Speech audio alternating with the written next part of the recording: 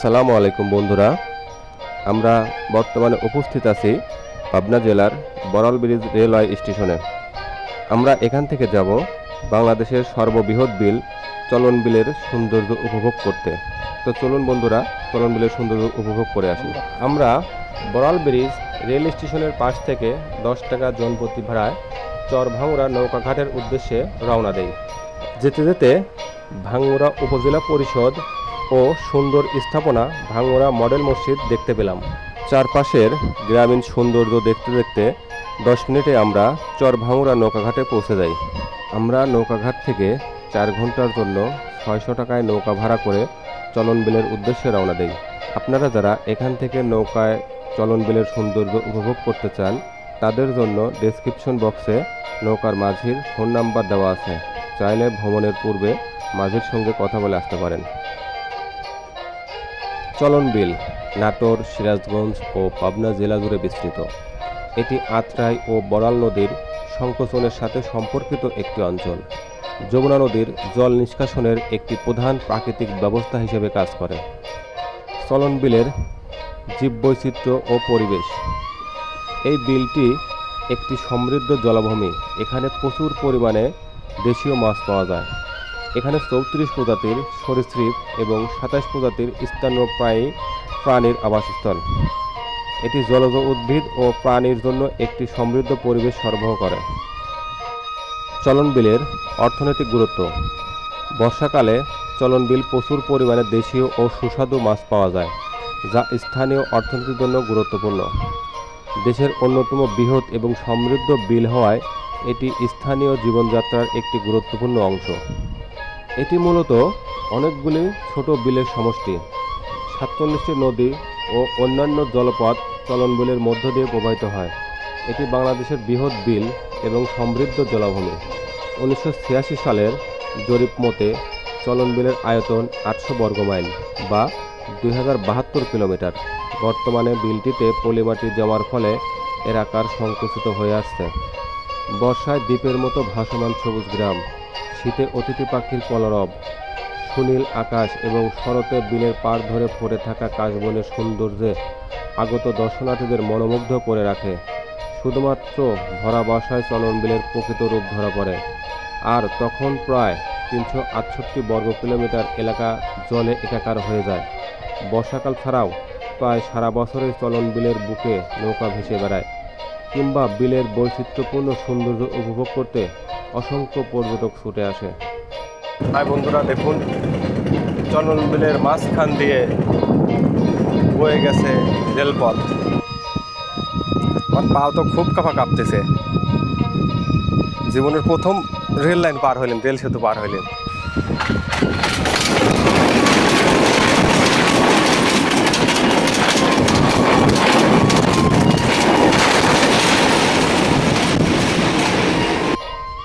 বন্ধুরা, আমরা এখন উপস্থিত আছি বাংলাদেশের একমাত্র ভাসমান রেল স্টেশন দিলপাশার, যার চারপাশে থই থই জলরাশি। বর্ষাকালে এই স্টেশনে আসার একমাত্র যানবাহন হচ্ছে নৌকা। দিলপাশার স্টেশনে শুধুমাত্র একটি লোকাল ট্রেন স্টপেজ দেয়, এছাড়া কোনো আন্তনগর ট্রেন স্টপেজ দেয় না। দিলপাশার স্টেশনটি বাংলাদেশের রাজশাহী বিভাগের পাবনা জেলার ভাঙ্গুরা উপজেলাতে অবস্থিত। এটি ঈশ্বরদী সিরাজগঞ্জ রেল লাইনের এক গুরুত্বপূর্ণ স্টেশন। স্টেশনটি চালু হয়েছিল 1915 সাল থেকে 1916 সালের দিকে। বন্ধুরা, আমি আছি বর্তমানে বাংলাদেশের একমাত্র দ্বীপ প্ল্যাটফর্ম দিলপাশার। প্ল্যাটফর্মের চারপাশেই পানি। চলন বিলের বুক চিরে ঝকঝকাঝক বয়ে চলছে লাল সবুজের বিশাল আকারের ট্রেন।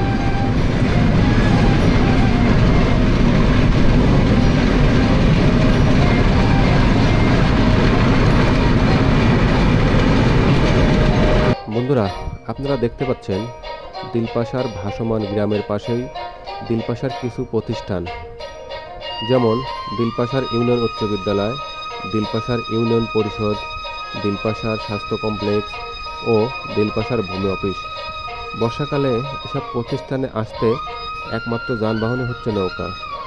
এসব কিছু পর্যটকদের কাছে মনোমুগ্ধকর হলেও এই বিল পাড়ের মানুষের বর্ষাকালে তাদের কষ্টের সীমা থাকে না।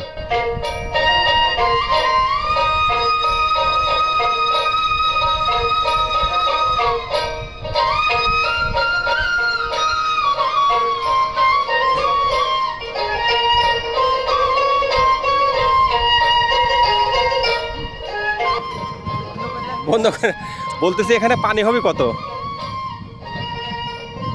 এখানে বিল না, মাটি তো এখানে মানে কত পানি হবে?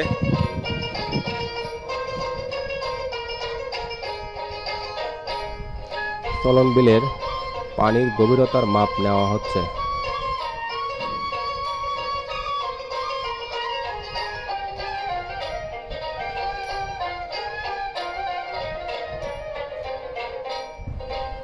চলন বিলের পানির গভীরতার মাপ নিলাম, প্রায় আমার সমান পানি, 6 ফিট। এটাই চলন বিলের পানির সর্বনিম্ন স্তর।